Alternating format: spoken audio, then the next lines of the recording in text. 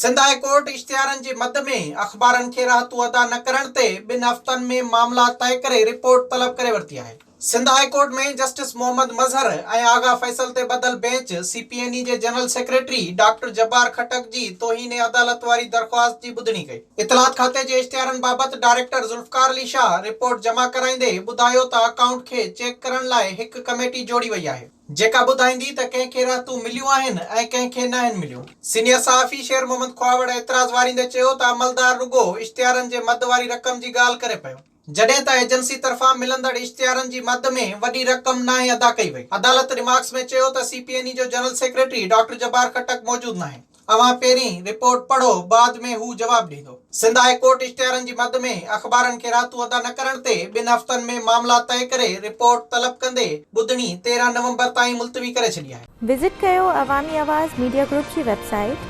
awamiawaz.pk